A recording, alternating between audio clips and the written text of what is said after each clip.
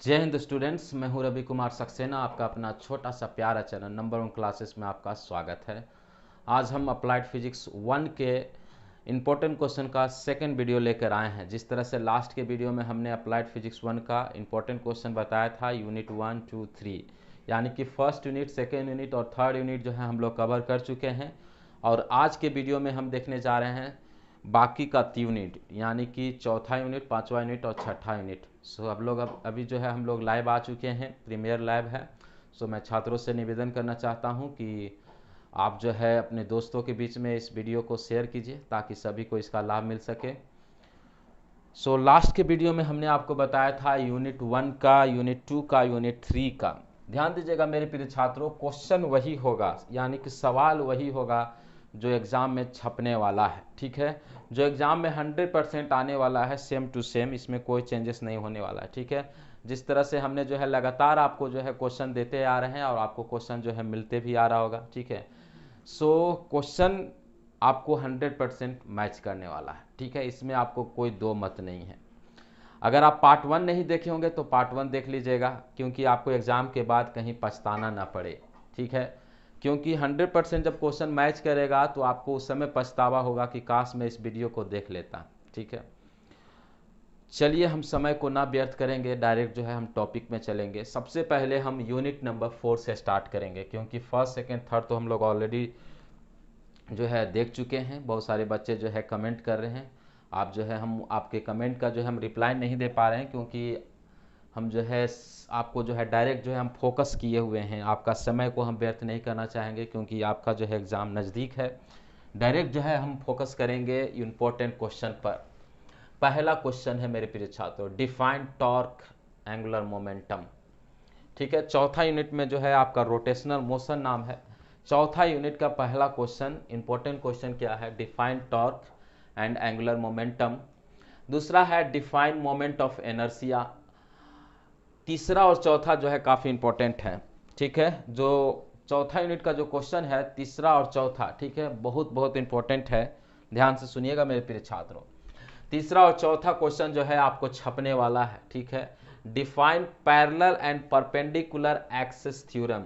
फिर से सुन लीजिएगा, define parallel and perpendicular axis theorem. अगर तीसरा नहीं छपा तो चौथा छपेगा, formula for moment of inertia of rod, disc, sphere. Sphere में आपको दो गो रहेगा, हॉलो स्पेयर और आपका सॉलिड स्पेयर। ठीक है, अगर तीसरा नंबर क्वेश्चन नहीं छपा तो चौथा जो है जरूर छपा हुआ रहेगा, यानी कि डायरेक्ट जो है आपको आने वाला है। क्या है तो formula for moment of inertia, road का आएगा, डिस्क का आएगा, स्पेयर का आएगा। स्पेयर में आपको दो लिखना है, एक हॉलो स्पेयर लिखना है, ठीक है, और एक आपका जो है सॉलिड स्पेयर है। इसमें जो है रिंग हमने छोड़ दिया है, रिंग भी आप जो है इसमें ऐड कर लीजिएगा। ठीक है, रिंग का भी जो है आप याद कर लीजिए। डायरेक्ट जो है आपको फार्मूला लिखना है, डेरिवेशन नहीं करना है। ठीक है, जहाँ पर डेरिवेशन करना रहेगा हम उसको बता चुके हैं, इसमें जो है आपको डेरिवेशन करना है, जो कि यूनिट नंबर 2, 3 में हमने आपको बताया था। ठीक है, यूनिट नंबर 5 आपका जो है काफ़ी जो है बड़ा यूनिट है। ठीक है, प्रॉपर्टीज ऑफ मैटर, काफ़ी बड़ा यूनिट है। इससे जो है हम इंपॉर्टेंट क्वेश्चन, पहला क्वेश्चन, हुक्स लॉ क्या होता है। ठीक है, within the stress, within the elastic limit. ठीक है, within the elastic limit stress is directly proportional to strain, वो जो है आपका कहलाता है हुक्स लॉ। ये क्वेश्चन जो है काफ़ी इंपॉर्टेंट है, ध्यान दीजिएगा मेरे प्रिय छात्रों। Stress and strain diagram. ठीक है, स्ट्रेस एंड स्ट्रेन डायग्राम, जो डायग्राम हमने आपको बताया है, स्ट्रेस डायग्राम, स्ट्रेन डायग्राम, वो आपको जो है याद कर लीजिएगा, कहाँ कहाँ पॉइंट है, डायग्राम बना के प्रैक्टिस कर लीजिएगा। स्ट्रेस क्या होता है, स्ट्रेन क्या होता है, इसका टाइप क्या होता है। ठीक है, लॉन्गिट्यूडनल स्ट्रेस, वॉल्यूमेट्रिक स्ट्रेस, और आपका जो है जितना भी स्ट्रेस होता है उसी तरह से आपका जो है स्ट्रेन होता है। जो स्ट्रेस का टाइप होगा, ठीक है, वही आपका स्ट्रेन का टाइप होगा, लेकिन दोनों में फ़र्क है, ये चीज़ को आप याद रखिएगा। ठीक है, सो आप जो है चाहे आपका टेंजेंशियल स्ट्रेस हो, चाहे आपका वॉल्यूमेट्रिक स्ट्रेस हो, चाहे आपका लॉन्गिट्यूडनल स्ट्रेस हो, ठीक है, सेम टू सेम आपका स्ट्रेन का भी टाइप होगा। तो ये जो है आपका क्वेश्चन है। उसके बाद मॉडुलस ऑफ इलास्टिसिटी, ये हो गया आपका पहला जो है पहला पार्ट। दूसरा पार्ट अगर हम बात करें प्रेशर का, ठीक है, तो प्रेशर क्या होता है और इसका यूनिट क्या होता है, इसका टाइप्स क्या होता है, तो इसको समझाने के लिए आप जो है एक डायग्राम का मदद ले सकते हैं। क्या जो है एटमॉस्फेरिक प्रेशर क्या होता है, गैस प्रेशर क्या होता है, वैक्यूम प्रेशर क्या होता है, ठीक है, एब्सोल्यूट प्रेशर क्या होता है। इस सारी चीज़ों को समझाने के लिए आप जो है डायग्राम जो है यूज कर सकते हैं। हमने डायग्राम आपको बताया है, ठीक है। ध्यान दीजिएगा, surface tension, what is surface tension, what is surface tension. कभी कभी क्वेश्चन पूछता है why rain drops are spherical in shape. ध्यान दीजिएगा मेरे प्रिय छात्रों, पानी की बूंदें क्यों जो है स्फेरिकल शेप में होती है, तो ड्यू टू सरफेस टेंशन, ठीक है, ड्यू टू सरफेस टेंशन।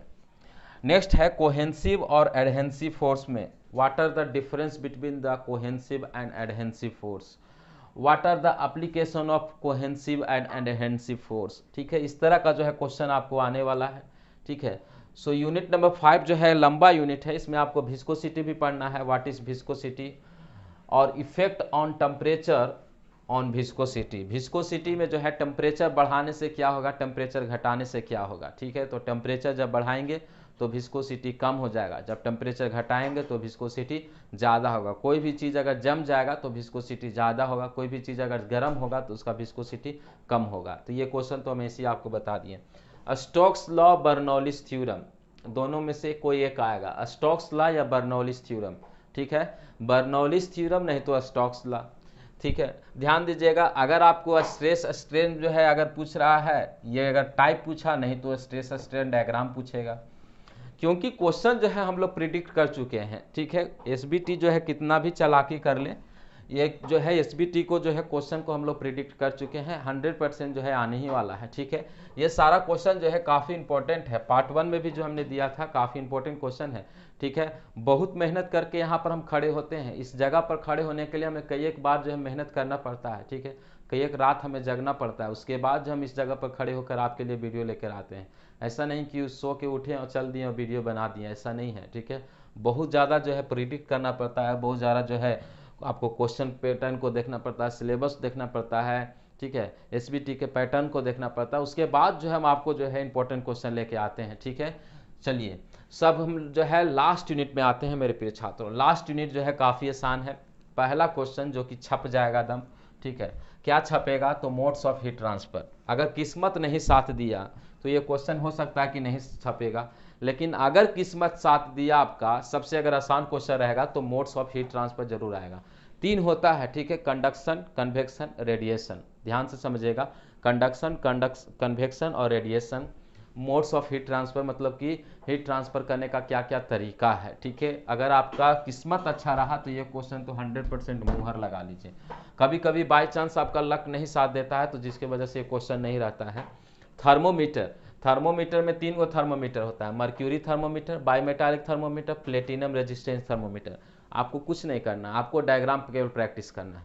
अगर आप डायग्राम अच्छा से समझ लीजिएगा तो आपको जो है इसको समझना बहुत आसान है। मर्क्यूरी थर्मोमीटर क्या है, जिसको से हम बुखार को मेजर करते हैं, वो आपका हो गया मर्क्यूरी थर्मोमीटर, ठीक है। तो मर्क्यूरी थर्मोमीटर का सबसे आसान डायग्राम है, ठीक है। एक तो ट्यूब तो बनाना है, उसमें मर्क्यूरी डाल देना है और जो है लाइनिंग आपको दिखा देना है, यानी कि स्केल दिखा देना है। अब मर्क्यूरी थर्मोमीटर का क्या एप्लीकेशन है, ठीक है, इसका क्या कंस्ट्रक्शन है, क्या इसका वर्किंग प्रिंसिपल है। यानी कि मर्क्यूरी थर्मोमीटर में जब कोई बॉडी जो है गर्म होगा और उससे जब कांटेक्ट में आएगा तो मर्क्यूरी जो है ऊपर जाएगा, जब बॉडी जो है ठंडा होगा यानी कि तो जो है मर्क्यूरी जो है नीचे आएगा। इस तरह से जो है हम टेम्परेचर को मेजर कर सकते हैं। उसी तरह से बाई मेटालिक थर्मोमीटर, इसमें 2 मेटल होता है, बाई का मतलब दो मेटल होता है, दोनों मेटल का अलग अलग थर्मल एक्सपेंशन होता है, ठीक है, और दोनों मेटल को हम एक साथ ज्वाइन कर देते हैं, ठीक है। एक फिक्स इंड होता है, एक फ्री इंड होता है, यानी कि कैंटिलीवर टाइप का, ठीक है। अब इसमें जो है जब हम हीट देते हैं तो दोनों का जो है अलग अलग कोएफिशिएंट ऑफ थर्मल एक्सपेंशन होता है, जिसके वजह से जो है आपका बेंडिंग हो जाता है। तो बेंडिंग होता है तो डिफ्लेक्शन की मदद से, यानी कि सुई के मदद से हम पता लगा लेते हैं, जो कांटा लगा हुआ है उसके मदद से जो है हम पता लगा लेते हैं कि कितना जो है टेम्परेचर राइज हुआ है, यानी कि टेम्परेचर को हम मेजर कर लेते हैं। उसके बाद प्लेटिनम रेजिस्टेंस थर्मोमीटर है, इसमें जो है प्लेटिनम का वायर और रेजिस्टेंस हम लोग यूज करते हैं। रेजिस्टेंस जो है टेम्परेचर बढ़ने से गर्म होगा, जिसके वजह से जो है हम आपको टेम्परेचर को मेजर कर सकते हैं। डायग्राम बहुत इंपॉर्टेंट है, डायग्राम अगर आप इसको जो है देख लीजिएगा, बनाने के लिए सीख जाइएगा तो आप जो है एग्जाम में कुछ ना कुछ तो लिख लीजिएगा। डायग्राम जब आप बनाइएगा तो आप जो है कंस्ट्रक्शन लिख दीजिएगा, क्योंकि बनावट जो डायग्राम बना लेगा तो बनावट जो है आपको आप अपने आप बता देगा। मान लीजिए मूर्तिकार कोई जो है मूर्ति को बनाया है, उससे अगर आप पूछेगा कि इसका कंस्ट्रक्शन बता दीजिए तो कंस्ट्रक्शन बना देगा। उसी तरह से अगर आप डायग्राम बनाना जान जाइएगा तो उसके बारे में तो कंस्ट्रक्शन लिख दीजिएगा। वर्किंग प्रिंसिपल तो हम अभी आपको बता ही दिए। नेक्स्ट क्वेश्चन है क्वेश्चन नंबर 3, ठीक है। मोड्स ऑफ हीट ट्रांसफर, न तो थर्मल एक्सपेंशन, ये थर्मोमीटर भी बता दिए। Thermal expansion and it's type, what is thermal expansion, ठीक है।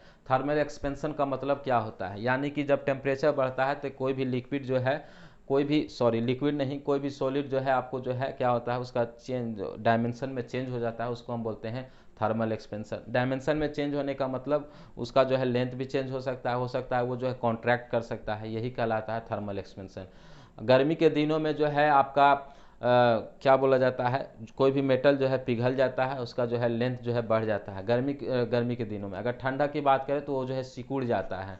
अब यहाँ पर एक क्वेश्चन बनता है, ये क्वेश्चन जो हम आपको दे रहे हैं कि why the gap is provided between the two railway joints. कभी कभी क्वेश्चन इस तरह का पूछता है कि दो रेलवे ज्वाइंट्स के बीच में गैप को क्यों दिया जाता है। तो आपको पता होना चाहिए थर्मल एक्सपेंशन की वजह से जब किसी भी वस्तु पर जो है हीट पड़ती है तो वो जो है एक्सपेंड करता है। अगर रेलवे ज्वाइंट्स के बीच में अगर हम गैप नहीं छोड़ेंगे तो एक दूसरे के ऊपर चढ़ जाएगा, जिसकी वजह से ट्रेन आएगा तो उलट जाएगा, यानी कि आपका जो है एक्सीडेंट होने का खतरा है। तो एक्सीडेंट को बचाने के लिए जो है रेलवे में जो है टू ज्वाइंट्स के बीच में जो है गैप दिया जाता है। कभी कभी आप देखे होंगे रोड जब बनता है तो रोड जो है टू ज्वाइंट्स के बीच में भी जो है आपको गैप दिया जाता है, क्योंकि थर्मल एक्सपेंशन की वजह से।